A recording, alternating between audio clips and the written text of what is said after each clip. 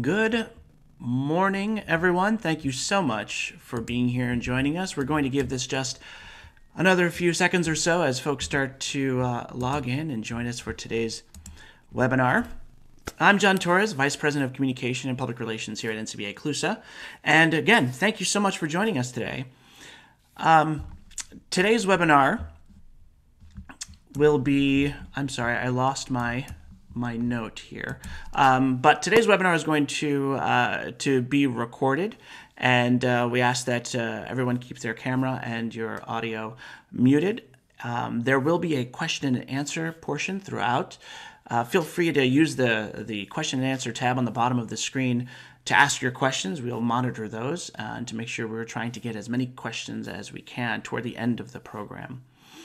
The recording will actually be available at a later date, and we'll make sure everyone has access to that. And now, to get us started, I'll turn it over to your moderator and the President and CEO of NCBA CLUSA, Doug O'Brien. Hey, Doug. Thank you, JT. And let me join JT in welcoming everyone to this important conversation today. We're very glad to see such interest in today's webinar and in the content. I just want to take a couple minutes to set some context from NCBA CLUSA's point of view on this conversation around diversity and equity and inclusion today. And then I'll talk about kind of the agenda, which does include some significant engagement with the audience toward the end. Please, as JT said, if you do have a question as you go, please use the Q&A. At any time, go ahead and use the comment function as well to encourage a conversation among all of us today. I'll be brief, but it's important to understand the perspective of NCBA CLUSA as we approach building a more inclusive economy and diversity and equity and inclusion. In 2017, the board of NCBA CLUSA adopted a new vision, a vision that increases the role of cooperatives in building a more inclusive economy. At that time, they looked to a report that was put out by the Rockefeller Foundation that defined inclusive economy as an economy that's more participatory, sustainable, stable, and that grows for everyone, and an economy that's more equitable. Then throughout in 2018, we began to engage the Robert Wood Johnson Foundation to help us create some work and some products to really dig deeply into how cooperatives can build a more inclusive local economy. We came up with a set of metrics that we put out in a report called ABCs of Co-op Impact. We created a policy paper that suggests kind of a game plan on how to create policy, federal, state, and local, so co-ops can build a more inclusive economy. We created and presented a number of case studies as well as other important work. Then in May of 2020, the attention of this country, and in fact the world, was focused much more intently on the important issue of racial equity on the occasion of the murder of George Floyd. We continued the work that we were doing on inclusive economy and focused on diversity, equity, inclusion within the cooperative community. In particular, we took on the goal of helping to accelerate and deepen the work across the cooperative community here in the United States on building a culture that is more diverse, more equitable, and more inclusive within the cooperative community. A couple of those key tactics in this work, and all along, I should say, and should have said at top, we partnered with our 501c3 partner, the Cooperative Development Foundation, all along the way. And in this phase, we started with sort of a posture of inquiry. We wanted to ask a question: what is going on in the cooperative community in terms of DEI? And that's the topic of the first portion of today's webinar. Today, we're releasing a report from Dr. Hanson Schlachter from the University of Wisconsin Center for Cooperatives that reports on a survey that we engaged with the NCBA CLUSA membership. So more from Dr. Schlachter, Hanson Schlachter, in just a moment. We also have started, we put together about 6 or 8 months ago, we created a cohort of cooperative practitioners and leaders to learn together how to accelerate and deepen DEI in the cooperative community. And in this learning cohort, that's the second portion of today, we're going to hear from Tamela Blalock, our Vice President of Cooperative Relations at NCBA CLUSA, as well as one of the great practitioners in North Carolina who's been doing this work and is part of the cohort. Leila will be with us at that time as well. We'll also hear from the chair of the NCBA CLUSA board, Carla Decker, to hear from the board's perspective on this work, as well as some of the great work that Carla and the team here at DC Federal Credit Union here in Washington, D.C. have done along DEI. And then finally, we're going to have a conversation with you. And we look forward to that engagement. You know, feel free to drop questions or comments in the chat as we go along. And even if you want just to kind of get things going, feel free to drop in your name and your affiliation just to kind of start things moving forward. So with that, I do want to get to the substance of the program, and I want to introduce Dr. Laura Hansen-Schlachter, who is a researcher at the University of Wisconsin Center for Cooperatives, and at the center helped to create the survey and create the report that we're going to hear from today. So, Dr. Hansen-Schlachter.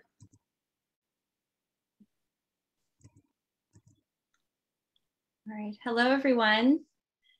Doug, thank you so much for that kind introduction. It's really been a pleasure having the opportunity to partner with NCBA on this project. And before I get started, I just want to send a special thanks to Leslie Mead of the Cooperative Development Foundation. She's been a really crucial partner in crime in developing the survey instrument, thinking through the research methods, and overall moral support. And so, Leslie, thank you so much for being such a close collaborator on this project. All right, so I'm going to go ahead and share my screen, and let's see if this works. Can you see me? All right. It looks good. All right, here we go. Marginalized communities in the United States have established cooperatives as a strategy to build community power throughout history. For example, as UW Center for Cooperatives faculty affiliate Monica White writes in her 2018 book, Freedom Farmers, Black agricultural cooperatives have a long legacy of, quote, engaging in community development efforts as a strategy of resistance. In response to extreme conditions of financial, social, and political oppression, Black farmers created agricultural cooperatives as a space and place to practice freedom. More recently, enterprises like the NINA Collective and multiracial all-women worker cooperative the center has supported through the Madison Cooperative Development Coalition are continuing this legacy by consulting with institutions to advance their racial equity and inclusion programs. The NINA Collective's work around capacity building, coaching, and assessment contributes to many dimensions of building community power, or what the Robert Wood Johnson Foundation describes as, quote, the ability of communities most impacted by structural inequity to develop, sustain, and grow an organized base of people who act together through democratic structures and change systems. It also engages directly with many of the core themes of NCBA's diversity, equity, and inclusion trends in the cooperative community initiative. All right, now before I dive into the survey itself, let's just clarify exactly what we mean by diversity, equity, and inclusion. These terms get thrown around a lot, often known by the acronym DEI. So we've defined diversity as the representation of all of our varied interests and identities collectively and as individuals. Equity is about ensuring fair treatment, equality of opportunity, and fairness and access to information and resources for everyone. And inclusion is about building a culture of belonging by actively inviting the contribution and participation of all people. And according to the ABCs of Co-op Impact Framework report that Doug mentioned earlier that NCBA published in 2018 with the Urban Institute and CDF, diversity, equity, and inclusion in cooperatives are evident in the extent to which a cooperative's membership reflects the communities it serves and gives a voice and leadership opportunities to historically excluded communities and individuals. Now, we know that today's cooperatives are increasingly adopting practices to promote DEI internally and build power in the communities they serve. We've known very little, however, about how this work has been unfolding across sectors. And so our survey set out to begin answering two main questions. First, what is the scope and prevalence of specific practices across the cooperative community related to these three ABCs of co-op impact? Democratic governance and empowerment, equity, diversity, and inclusion, and the financial security and advancement of workers.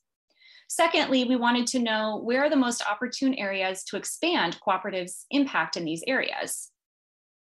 So I'm just going to talk a little bit about the methodology and research design, and then I'll get into the findings. So this survey asked cooperatives in NCBA's membership to reflect and report on their existing practices at the organizational level. Since we designed the questionnaire to be completed by someone with the authority to answer questions on behalf of their cooperative, it focused primarily on organizational practices, what we would call behavioral measures, rather than individual perspectives and experiences or more attitudinal measures. For example, we asked about whether cooperatives evaluate their culture of workforce inclusion by analyzing data from staff exit interviews, promotion, compensation, et cetera. But we did not ask employees to evaluate, how inclusive do you feel your cooperative is? We also chose not to ask questions about workforce, director, or member demographics because our background research indicated that actually many cooperatives do not yet systematically track this information. And so we thought reliability on these measures would likely be low. I will say though, a quick plug, please stay tuned for the Cooperative Governance Research Initiative. It's another major research project we're working on at the UW Center for Cooperatives. And in that survey, which is live now, we do ask about board composition in terms of race, gender, age, and other characteristics. So stay tuned. The third thing in the DEI survey is that although diversity, equity, and inclusion are obviously much broader than gender and race, the survey does pay special attention to practices targeting women and people of color, because previous studies in worker cooperatives and credit unions suggest this is where cooperatives often begin, and we were interested in meeting co-ops kind of where they are. All right, so in total, we invited 364 cooperatives that are members or supporters of NCBA to complete the survey online between March and May of 2021. In total, 140 cooperatives submitted a usable survey for an overall, and I might say this is a very enthusiastic participation rate of 39%. In most cases, the cooperative CEO or general manager completed the survey. We only had 10 cooperatives that asked a board member or their DEI officer to fill it out. But otherwise, survey participants at the firm level are quite varied, reflecting a broad spectrum of cooperatives across the United States. So as you can see here, for example, about half of respondents are organized as consumer cooperatives. They range in size from 20 to 2.5 million members among consumer cooperatives, and consumer co-ops had gross revenue between $500,000 and $49 billion. We saw even more variation, for example, among the worker cooperatives that participated. 40% of cooperatives that completed a survey, and coincidentally, 43% of NCBA members are from the retail sector. Many of those are grocery cooperatives or food cooperatives. Participating cooperatives are headquartered in 33 states, the District of Columbia, and about a third of them have been established in the past 2 decades. And so we have quite a bit of variation in the types of firms that participated. And I'll say that although survey findings don't necessarily generalize to all cooperatives in the US, there are good reasons to expect that they do capture the scope and prevalence of specific DEI practices within cooperatives that are NCBA members and supporters. So I'll spare you the nitty-gritty methodological details so we can get to the findings, but you can find our full discussion of non-response bias and more in the report, which I think the link might be in the chat. And of course, I'm very happy to delve deeper into our research design in the Q&A. All right, so what did we find? The first empirical takeaway is that there is a high level of interest in diversity, equity, and inclusion among NCBA members. Again, we had a very enthusiastic survey participation rate of 39%. 3/4, as you can see here, of participating cooperatives described improving DEI as a high priority for their organization in the next 5 years. And at least half of these cooperatives have specific 5-year organizational goals related to diversity, equity, and/or inclusion. And I'm a mixed methods researcher, so just as a more qualitative data point, I'll also add that my understanding is that over 100 people registered for this webinar. So in other words, cross-sector conversations about how to advance cooperatives' work around diversity, equity, and inclusion are quite timely. There's a lot of interest. All right, our second big takeaway is that DEI interventions aimed at current and prospective employees are quite common among NCBA members. And here I want to pause and thank Dr. Quinetta Robertson. She's a professor of management and psychology at Michigan State University, a fellow at the Filene Research Institute, and a prolific researcher whose writing about DEI in the workplace has really shaped our thinking about this survey in important ways. And in a 2021 article with Eden King and Mickey Hebel, Dr. Robertson identifies DEI interventions that are most common in conventional workplaces and assesses the evidence for their impacts on workplace inequality. Like, do these actually work? And in so doing, she explains what I think is a really important distinction between what they refer to as identity blind practices, which do not take gender, race, other characteristics into account, alongside objective performance measures, and the targeted practices that do. And Robertson and all argue that targeted human resource practices tend to have a much larger impact on workplace inequality. So this has lots of implications, but one of the things it implies is that systematically tracking demographic data is really a prerequisite for many of the kinds of DEI practices most likely to impact workplace inequality. Now, overall, we found that tracking demographic data about cooperatives is relatively common. About 60% of participating cooperatives systematically track data about staff race, about half track staff gender, and about a fifth track data about other staff characteristics like age or education. And among those that do track staff demographics, the vast majority do so in a way that allows individuals to self-identify. And we also see this kind of emphasis on targeted recruitment in the actual practices that cooperatives practice, as you can see here. So when we asked about the prevalence of targeted diversity interventions, like recruitment strategies designed to increase the representation of women and people of color in the workplace, we found these are also relatively common among survey participants. For example, half encourage members of specific groups to apply for open positions. 3/4 use language that's welcoming to candidates of different backgrounds in hiring communications. And we also found that many participating cooperatives use strategies to support employee financial security that can help and recruit and retain women and people of color. For example, about half offer paid family leave beyond what's required by law, and about 3/4 offer retirement savings programs and provide health insurance through the cooperative, respectively. And of course, in terms of DEI practices focusing on staff, we'd be remiss to do a DEI survey about organizational level practices without asking about training. And as Dr. Robertson pointed out in her recent webinar on Filene's DEI survey, which their report was just released and is very informative, I encourage you to check it out. Training is, again here, one of the most common interventions in cooperatives.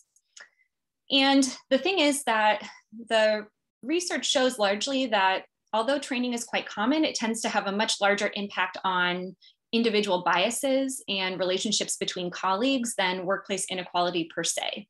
And the other thing about training is that writ large, it tends to be a one-off intervention rather than something that's really deeply connected to an ongoing commitment to DEI. And so echoing this, we found that yes, training is quite common. 57% of participating cooperatives do offer training on cultural awareness, unconscious bias, or related topics. But again, keeping with other findings, we found that the implementation of best practices is uneven. So for example, although the vast majority of participating cooperatives that offer DEI training do deliver at least some portion in person and use active forms of instruction, only a third have intensive training that takes 4 hours or more. So the training is quite common. The best practices in training are quite uneven in terms of their implementation. All right. So just to recap, let's take a moment and pause what I've discussed so far. Key takeaway number one, there appears to be a high level of interest in DEI among NCBA members and supporters. Second, DEI interventions aimed at current and prospective employees are relatively common in this group of firms. But what about interventions and practices aimed at cooperative directors, members, the broader community? This is our third set of findings. Now, for those of you who are less familiar with cooperatives, it's important to know that these enterprises are distinct from conventional firms in several meaningful ways. First, cooperatives are organized for the mutual benefit of members who use their services. Second, members democratically control their enterprise either directly or through an elected board of directors. And third, cooperatives' principle of concern for community means they should conceptualize their stakeholders much more broadly than members alone.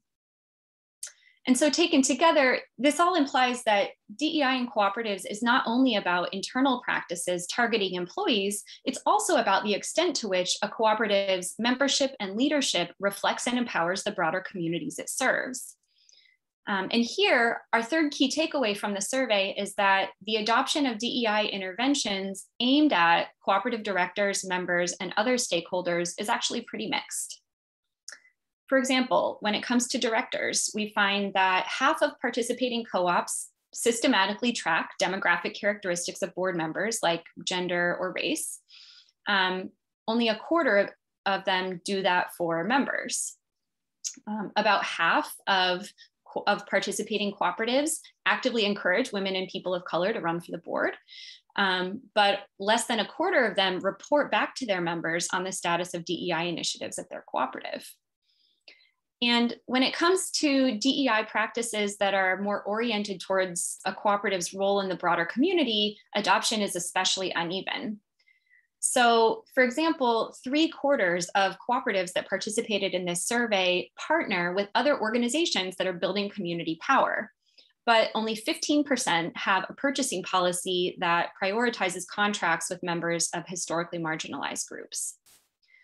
So, all of this said, I think ultimately organizational accountability structures are really crucial for both transparency, which is a core principle in core principle in cooperative business, and for any enterprise trying to achieve stated DEI goals. And our survey results suggest that many cooperatives are on the right track, but they have many opportunities to expand their DEI interventions beyond staff and directors in ways that engage both members and the broader communities they serve. So I think this survey of NCBA members sets the stage for all cooperatives to benchmark their own organizational practices related to DEI, identify areas of improvement, and conduct their own surveys or audits that are better suited to explore experiences and perspectives at the individual level. The survey also helped identify candidates for a peer learning cohort of cooperatives looking to build a strong network of leaders who will be equipped to advance work around DEI in their own cooperatives and across the community. 71% of survey participants expressed strong interest in participating in the peer learning cohort, and I am looking forward to hearing from the other panelists about that next. Again, if you're interested in the full suite of findings from the survey, please check out the report linked in the chat. And of course, don't hesitate to reach out to me with any questions. And with that, I will hand it back to Doug. Dr. Hanson Schlachter, thank you very much. It's a great presentation, and we are we're very, very happy to have this report on, in the public sphere now. As folks, it's linked a couple times through the chat there. We will have it posted on the NCBA CLUSA website. I think, as you just said, Dr. Hanson Schlachter, the I think this provides a great sort of baseline and some examples for cooperatives, throughout the U.S. Who want to advance and kind of move down that path of diversity, equity, and inclusion. And after a little bit, I'll talk a little bit more about some of the strategies that that one could use, coming from this report and from talking to many of the experts in studies that Dr. Hanson Schlachter referred to. So thank you very much. And I do want to remind everybody, Laura will be here. We're going to have some discussion toward the end. So, and Laura, I'm sure she's monitoring the chat as well. So feel free to use the Q&A function, use the comment function, and please hang around, Laura, and we'll bring you back for the conversation toward the end. Thank you. Thank you. So next on the agenda is I want to talk with Carla Decker. Carla is the chair of the NCBA CLUSA board, and has been a CEO of the DC Federal Credit Union, which is a really interesting credit union here in Washington D.C. that does some great work in the community. So Carla, if you'd like to come on, I'd like to ask a couple questions about really two different things. One is the perspective from the NCBA CLUSA board. Carla's a longtime board member for NCBA CLUSA. She served as the first vice president before coming on as chair this May, has been very integral into the work around inclusive economy and DEI for the board and for the association. And then I want to talk and get some kind of concrete examples of the work that your credit union has done in the past years along the lines of DEI. But first, let's talk about from the board's perspective. Can you talk about the importance of diversity, equity, and inclusion, and the the perspective of the leaders of the 25 co-op leaders on the NCBA CLUSA board?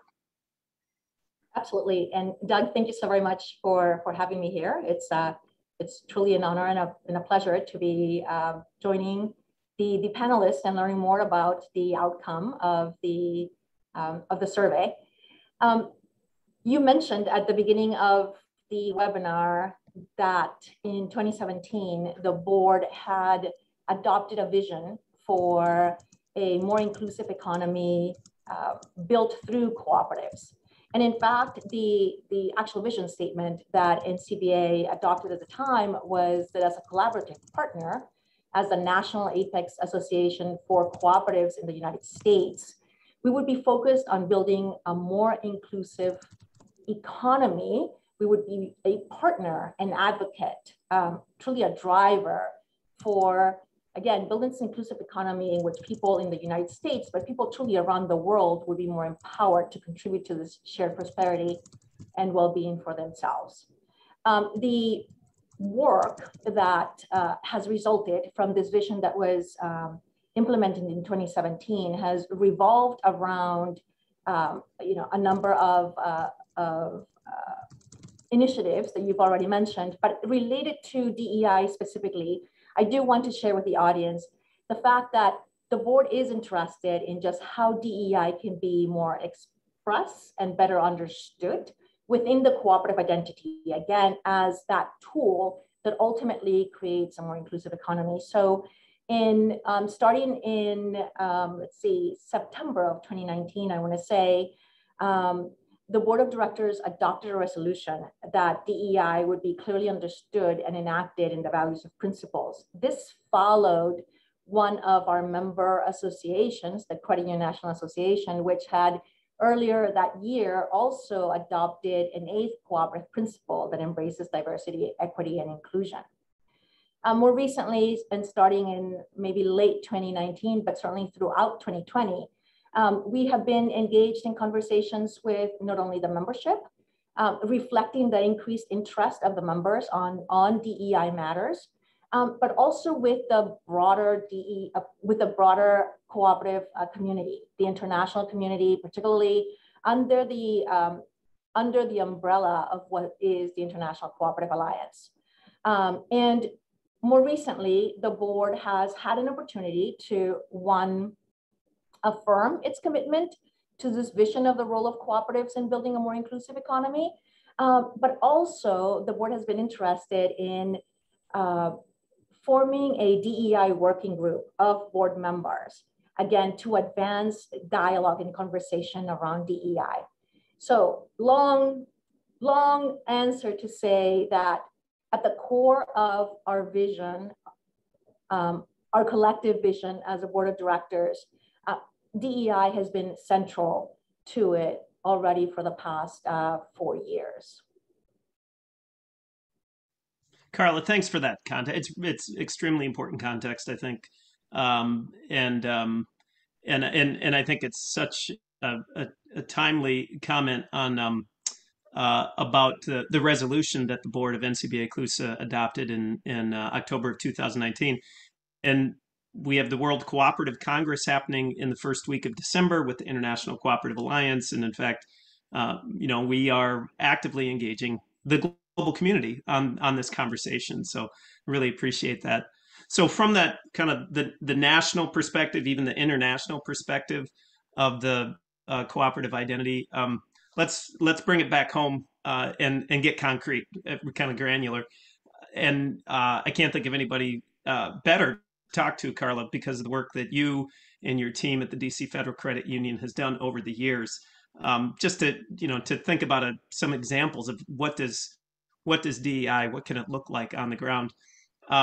So your credit union, it was established. Its original charter was serving employees of the District of Columbia, and many of whom are Black, of course. And then several years ago, the credit union absorbed a predominantly Latino credit union.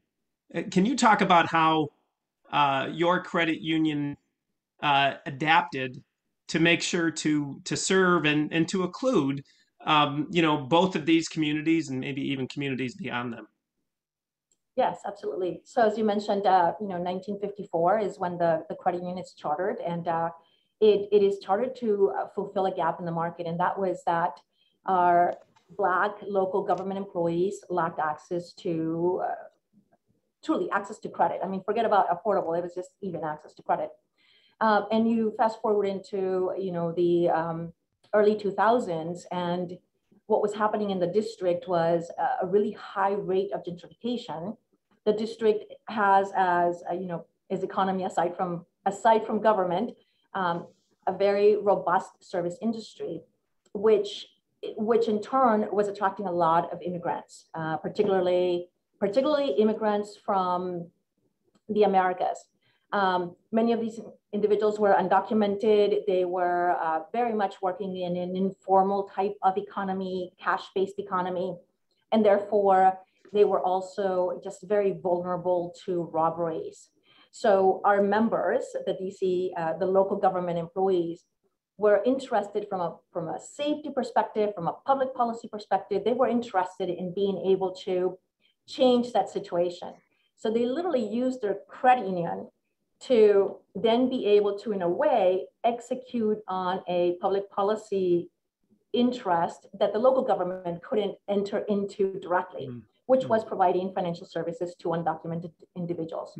There already was a credit union that was trying to do this. It was a small enterprise. And so we absorbed that credit union as a way, again, to one, provide service to community, a very needed service to community, a need that also reflected the origins of the credit union. So it was very well aligned with its mission of financial inclusion. It was very well aligned with the work that it already was engaged in, which was providing services to people who are working class people and many times low to moderate income people.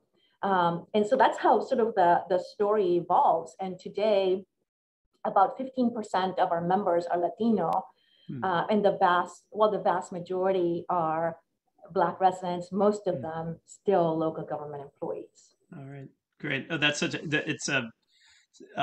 an important example, I think. So thanks for sharing that.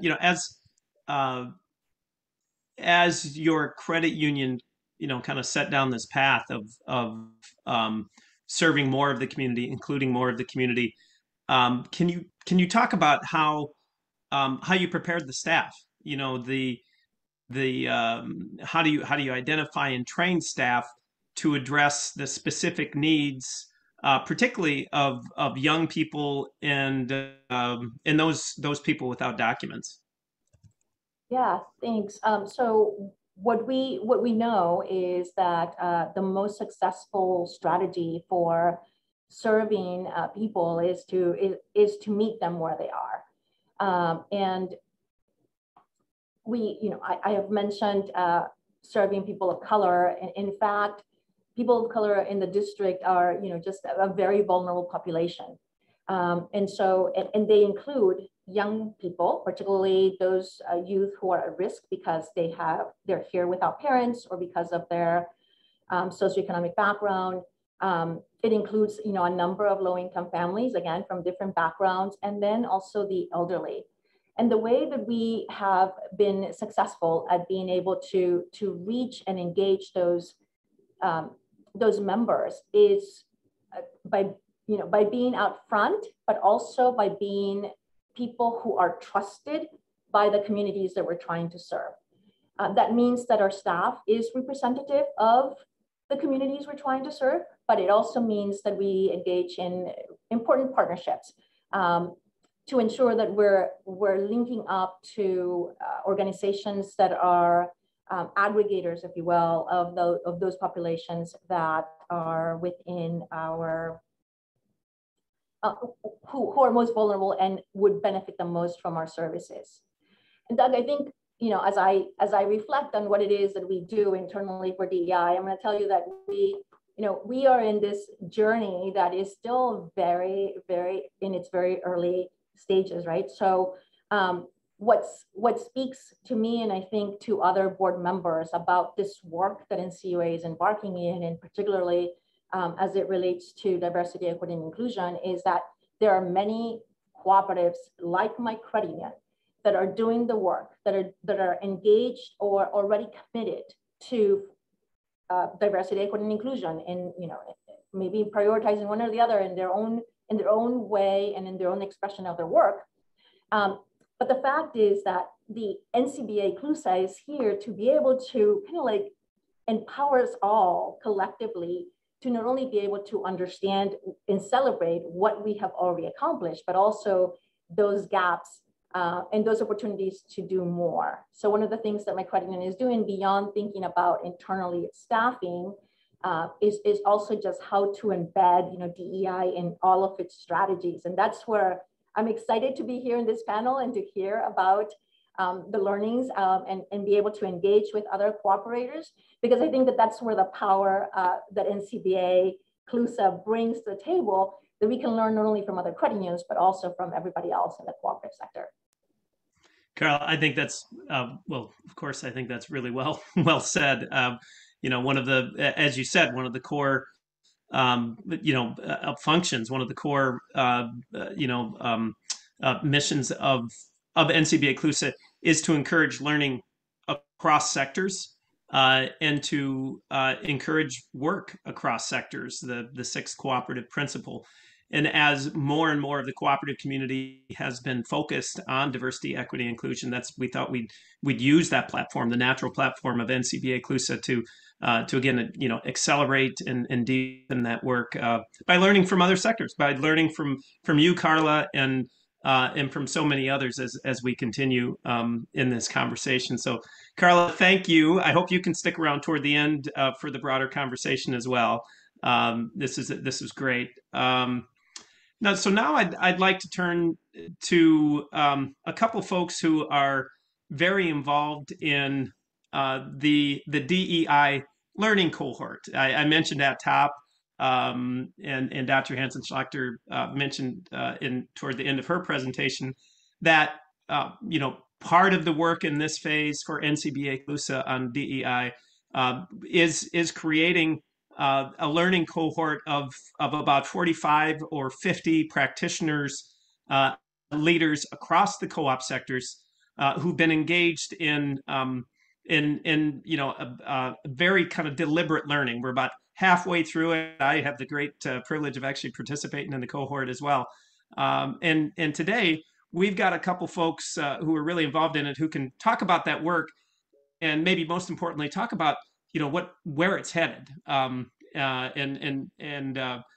what it might mean for the cooperative community here in the United States. So I'd like to bring on to the virtual stage here Tamela Blalock, who is the Vice President of Cooperative Relations for NCBA CLUSA, and is one of the coordinators of the Learning Cohort. So Tamela, thank you. And Leila Wolfrum, who's the General Manager at the Durham co-op market in North Carolina. She's participating in the cohort and also has some great experience with her co-op, her staff, her members, her board on work that they're doing on DEI in Durham. So Tamela and Leila, thank you. Take it away. Thank you, Doug, for joining us. Also want to say, in presenting again, facilitating the DEI cohort, it's definitely a team effort. And also want to lift up Felipe Witcher, who was of the Community Purchasing Alliance, and also Colin McKinney of Duke University, true shepherds of this process. And it's truly a team effort that's able to be executed, hopefully successfully. So we will find that out from Leila. Leila, thank you so much for joining us and for being in another space of vulnerability to talk about the process. My pleasure.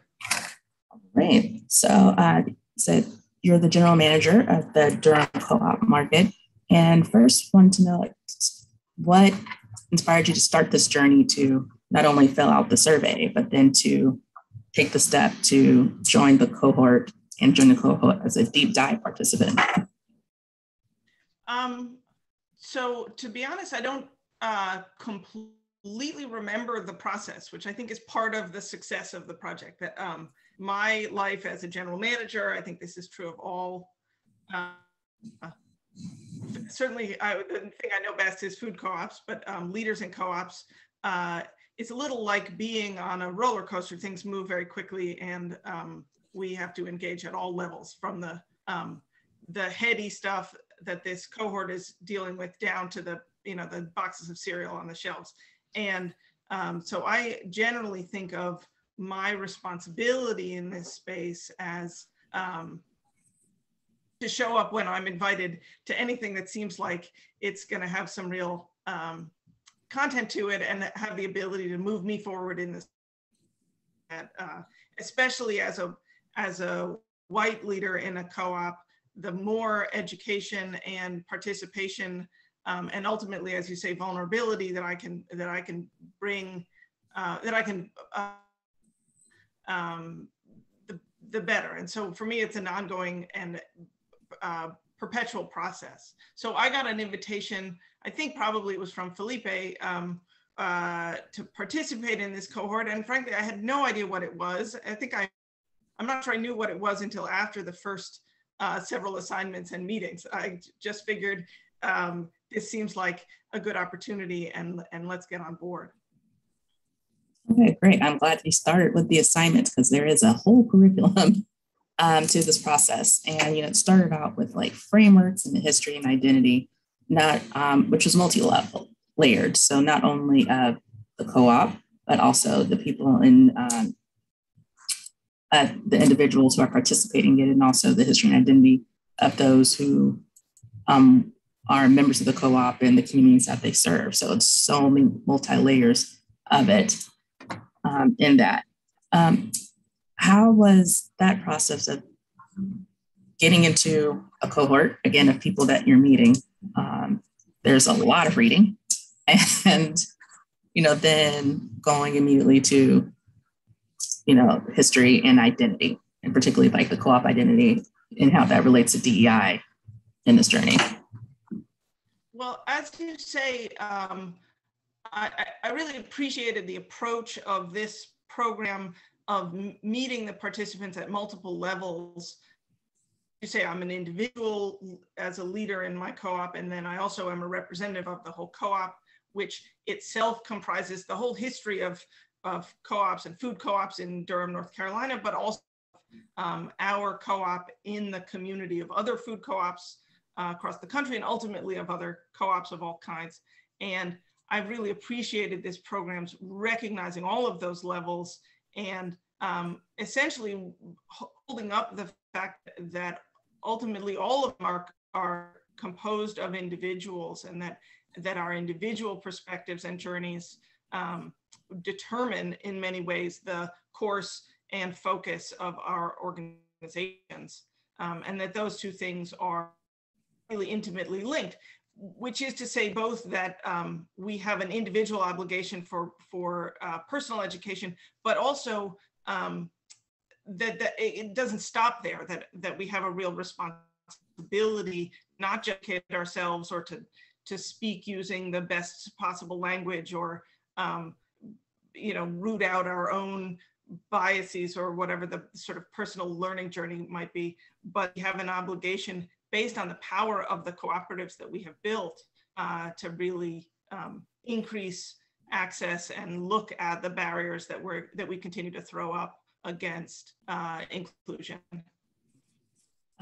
Another piece of this, and I remember when we were talking about how to execute this cohort, there's a huge part of it that has to do with blogging. It's in a secure site, but there are a lot of raw feelings and revelations that are put on there. What is that process like? And is there anything in your writing or in the reading of what's been happening on the blogging that had you think differently, particularly about the awesome power of leadership, and then also how much the intent, like for example, your org has equity and diversity are core parts of the mission in terms of what the present day practices that may not necessarily be in alignment. So have you seen any revelations from that in the blogging part of the cohort?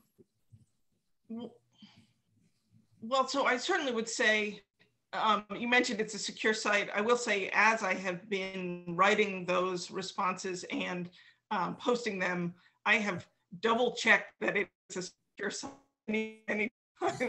That there's a real vulnerability that goes into posting up an opinion or a perspective about issues that are this complicated and that I really don't consider myself an expert in. And it has been both nerve-wracking in a sense, but also very comforting to recognize that everybody who's participating in this thing are coming to the table with that same sort of vulnerability, but also building a level of trust that those statements are going to be taken with good faith. So most recently, for example, we were asked to write about incremental change versus radical change. And I spent a lot of time thinking and talking about that assignment outside of the curriculum, and then struggled to contain my thoughts in a blog post, but it was very helpful to have to sort of put pen to paper in that sense, to go posts of my peers in the group and recognize that even though I had felt like I'd put quite a bit of thought into it, other people came with completely different perspectives on that question. And I appreciated also that this was not a question that had an answer. It wasn't like there was a right way to do it, but that really just was highlighting the complexity of what the problem we're up against is overall. And I think the blog has really been a valuable way to it's an expansive format, and it certainly generates a lot of relatively nuanced thought, especially then followed up with the conversations that come after it. And in a weird way, y'all have been wonderful leaders, but with a lack of sort of tutoring, it's really been a peer-led experience. And I think that has been valuable as well. Yes, and one thing we'll say about this peer cohort is that what has kept me fueled, particularly as facilitator, is that there has been a true thirst and strong desire that's been consistent for action, and a move towards action that the cohort has taken is, I'd say, kind of different task force have been created over particular actions. From what I understand, you are particularly engaged in one of them. And do you want to talk about that? And also, how does it feel to take all this learning and blogging and vulnerability and be able to transition that to action? That's not only applicable for your co-op, but for co-ops across several sectors. Yeah, as I say, I rarely turn down an opportunity to engage in learning or conversation around DEI, and maybe as a consequence of that, this sort of personal journey piece can feel not that it's a dead end, but that it ends often at the same spot where you sort of get a sense of the enormity of the problem and your own ability in it, and then you sort of land there. And it's really nice to recognize the power of this network put together. I think co-ops, by their nature, have a sort of disaggregated power, that we have this incredible wealth of resources across the sector that isn't necessarily easy to mobilize in any single direction. And being able to really look at this group as a bucket of resources that can be mobilized around the thinking that we've done so far. I say we're at the very beginning stages of this sort of next phase of, I think we're calling them workshops for what the sort of action steps we might start to take. And I've gotten very excited about going back to that problem of disaggregation and really looking at how we can aggregate some of the power and resources across the sectors. In my case, I'm specifically interested in how we can mobilize in favor of new and expanding co-ops. We've seen so much enthusiasm over the past several years in communities across the country, in many different lower income communities, and also in communities of color, doing some of the most innovative and interesting thinking about the potential power of co-ops, but also being up against some of the most challenging circumstances for getting co-ops going and for operating in an incredibly competitive environment.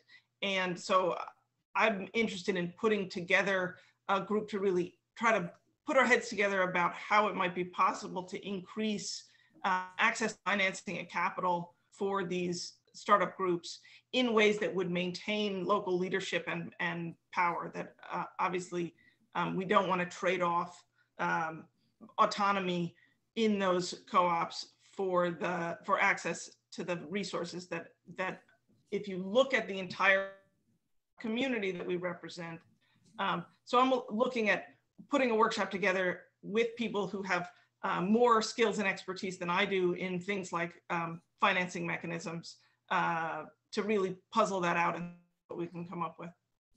I love that the journey is going to action and that the focus is on making sure that you're leveraging equity, so that these communities have equity. So that's a great place to wrap up this part of the conversation. And I will send it back to Doug so we can have Q&A with all of our wonderful cross-sector participants.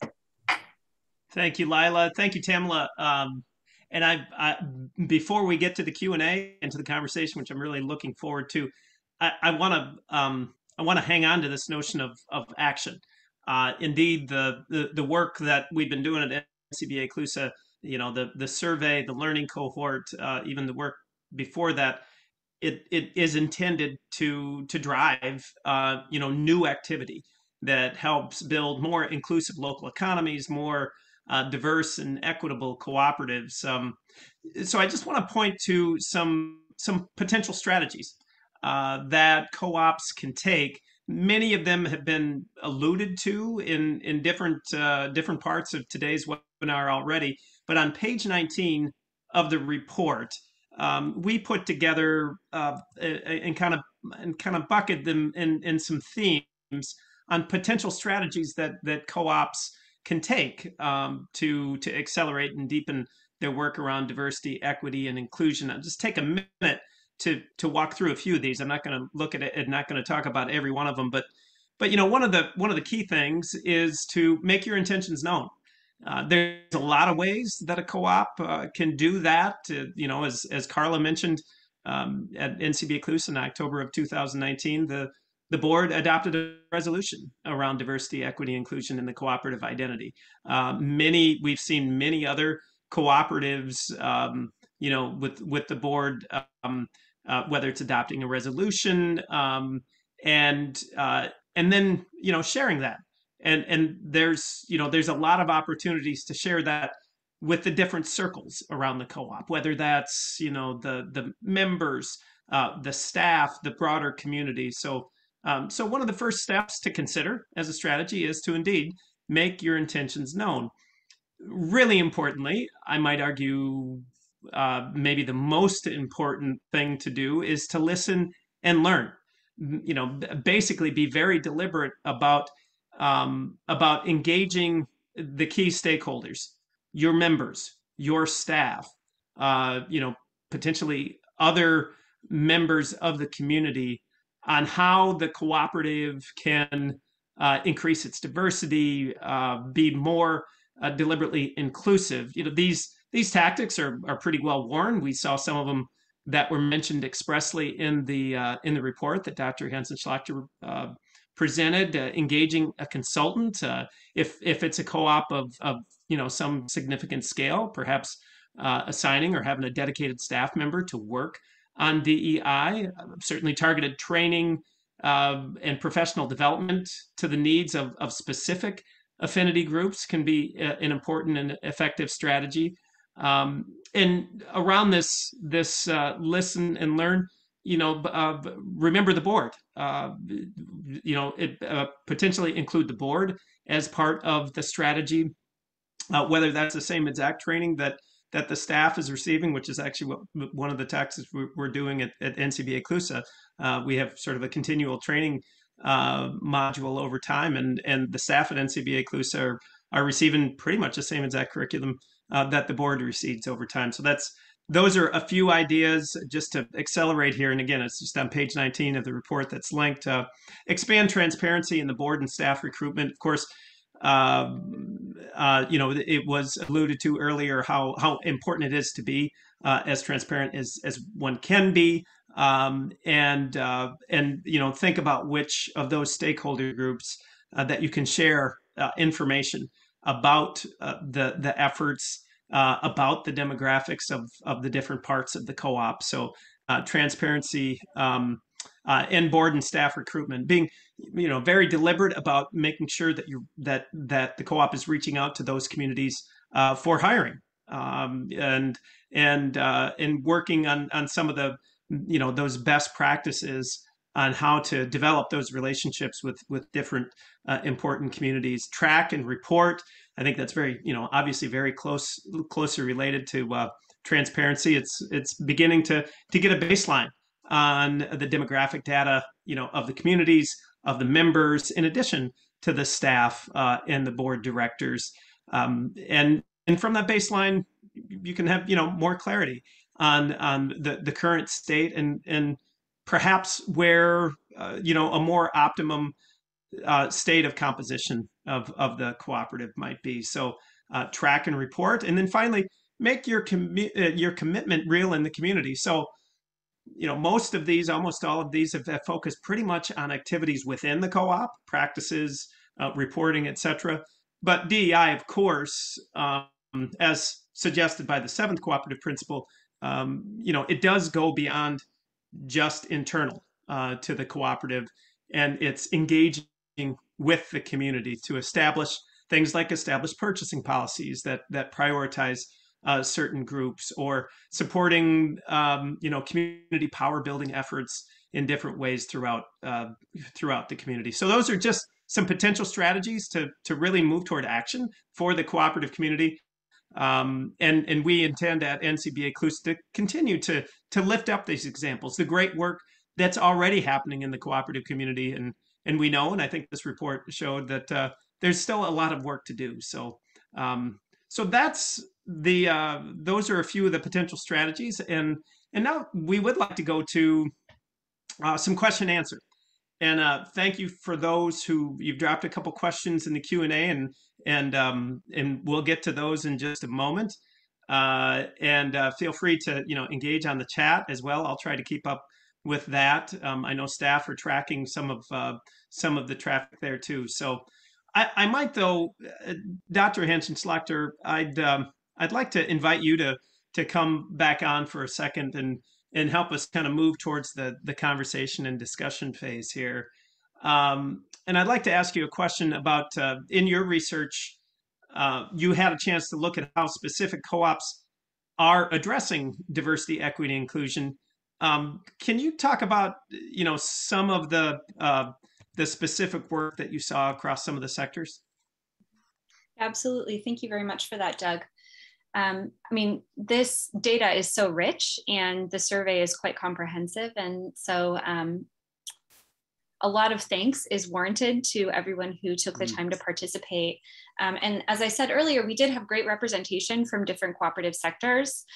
In particular, we had quite a few food cooperatives and grocery cooperatives participate from the retail sector. Most of them are organized as consumer cooperatives. And we found some really interesting initiatives, patterns happening in the food co-op world around kind of engaging DEI consultants and in some cases appointing that DEI point person, which I know is one of the strategies that, that you were just discussing. In the report, we have kind of a breakdown of quite a few of the interventions kind of taking food co-ops aside because we had such great participation and there seems to be a lot of energy there. And I think that's one area where kind of there seems to be a lot of focus in food co-ops. In other types of cooperatives, and food co-ops, but there's a lot of energy around kind of assembling diverse stakeholders in terms of kind of people's positionality relative to the cooperative. So, and engaging them in a conversation about DEI in a kind of collaborative committee form. And so one of the things that we're seeing in other kinds of cooperatives that I found quite interesting is in worker cooperatives, for example, you'd have DEI committees with members in very different roles from kind of the CEO or the general manager to worker owners who had just joined the cooperative quite recently. Other cooperatives, such as credit unions, we have kind of folks who are day-to-day working with members, participating in conversations about DEI all the way up to board members and again, that CEO or general manager. So I think that that's a really important kind of set of patterns we're seeing is cooperatives creating spaces to have conversations about their internal work. And I think some of that is starting to also spill over into more and more conversations, particularly in consumer cooperatives with members about their work engaging with the broader community. Yeah, well, thank you. Thanks. Oh, those are great. Those are great examples. I'm going to toggle over to the Q&A, and I'm seeing Wally Graber's question. I think it might be his second question, and it's a good one. Are there plans to follow up and share best practice resources with participants of the survey? If so, would it be possible to continue to support their desired progress and have the participants surveyed over time to see any short-term patterns? That's a two-part question. I'll take the last part because are there plans in the future? At this point, there's no specific plan to do so. But I will say, Wally, that part of the intention of NCBA CLUSA of kind of entering into this work over this 2-year period was to think about what's the best role for an apex association, in supporting and cultivating the work of cooperatives. So your suggestion is one that that we already, are considering. But that will evolve over time in terms of, continued survey work. That first part, are there plans to follow up and share best practice resources with participants of the survey? I'm not sure, Dr. Hansen-Schlachter, if you know that answer, or if that answer is up to me. I think that's probably up to you, but I'm certainly here as a resource. Okay, well, I appreciate that. And Wally, we'll get back to you on that. I know that we're going to, we certainly are going to share the resources as mentioned before to the broader cooperative community on our website. We'll do anybody who signed up for this. And it's a good suggestion. I think we'll certainly be reaching back out to those participants and consider, how to maybe build on some of the work with the learning cohort too, which there's quite a bit of an overlap here, I think, for those who participated in the survey. So thank you. The first question, Dr. Hansen-Schlachter, had to do with has work similar to Dr. Robertson's, which of course is the person who we referred to in the definition of DEI. Has work similar to Dr. Robinson been included in this study, such as identifying and countering white supremacy culture in food systems? So that's a pretty specific question, but just in case you have any comment on that, I'm not sure. So I'm not familiar with that specific report, although it's now bookmarked for my reading list. Thank you for sharing, Wally. So we did engage in, I would not say an exhaustive, but we did engage in a fairly comprehensive review of kind of the latest research on what kinds of diversity, equity, and inclusion initiatives have been studied in firms generally, and what kinds of impacts do they have on, in particular, workplace inequality. It looks like this kind of study is really pointing to the kinds of issues that the survey raises in terms of engaging with the broader community and these more structural changes. So some of these interventions are really focused internally. Some of them are more focused on external kind of stakeholders in the immediate community. And then some of them are about, how do we transform the food system writ large? Our survey didn't get into those, but obviously there are important overlaps, and studies like this that are about, it seems like, dismantling white supremacy in the food system are very much in line with, I think, the spirit of this work, which is about how do we dismantle systems of oppression and build an economy that really works for all. Right. Yeah. Right. Thank you. Thanks for that. I'll mention to folks, feel free to drop your question, in the Q&A. We'll try and capture any that might be in the comments. I think we're getting to most of them. I think I can take this one from Ronald Marsh. And how many African-American farmer partnerships does NCBA CLUSA have at this time?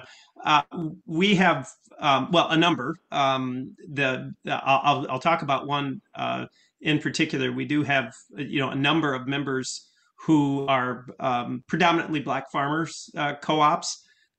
Most, I guess, predominantly is the Federation for Southern Co-ops. So they've been very active with the NCBA CLUSA community over the years. That 54-year-old co-op of co-op, primarily Black farmer co-ops. And NCBA CLUSA actually was kind of at the table when the civil rights movement and the cooperative movement came together in the late 1960s, and looked for ways to use cooperatives as a strategy for economic empowerment for Black farmers. And since that time, the Federation has been a very active member, and I think has been on the board, if not from that time in the late 60s, certainly for the last few decades. And we continue to work. Actually, NCBA CLUSA has been doing some work with socially disadvantaged farmers, over the years. And in particular, last year, we partnered along with the Cooperative Development Foundation again and the Native American Ag Fund to do a virtual conference on co-ops in the Native American food system. And we're looking and talking to the Native American Ag Fund about how to extend that work. There was a lot of interest, and we're looking at how we can leverage the assets of the cooperative community writ large to advantage socially disadvantaged farmers in different ways. So thanks for that question. Let's see. Let me see if there's any other questions. I think the one question that remains here, I think, might be more of a comment, and addressing denial and fragility of people in positions of power when they come up and stop or slow down progress, awareness, and action. So I think that maybe that's a suggestion as something that people need to be very deliberate about, and act on as it comes up. I certainly agree with that. I think we've covered the questions, maybe Dr. Hansen-Schlachter, I'm going to ask you one more, and this is I do like to end on kind of a future, sort of stance. This is a great conversation, a great mix of both, examples from some practitioners on work that they're doing on the ground already. We were able to see your great presentation with the slides on what we found, from the survey today in 2021. That, as we've said a number of times, we hope to serve as a basis for real action for the cooperative community. But let's maybe have this be the out question, that if cooperatives were to survey our progress, in this area, in this field, through these concepts, in say 5 years, what questions should we be asking, or what would we hope to kind of see in a survey 5 years from today? That is such a great question, and for the record, I would love to do another survey in 5 years. I think it would be really illuminating to kind of check in on this and see how far co-ops have come. There are a couple of areas that I think for me really came through that you touch on in your potential strategy section of the report, that I would love to see in a future survey. One is, as I mentioned, we didn't ask about workforce demographics, board characteristics, members, in part because we understood, and the survey results confirmed, that relatively few cooperatives are tracking this data systematically. I would love for a future survey to be able to discover that co-ops have sort of improved their data tracking system, which I really see as sort of a prerequisite for some of in particular, the targeted recruitment strategies. I would love to learn more about kind of board composition, staff composition, member composition.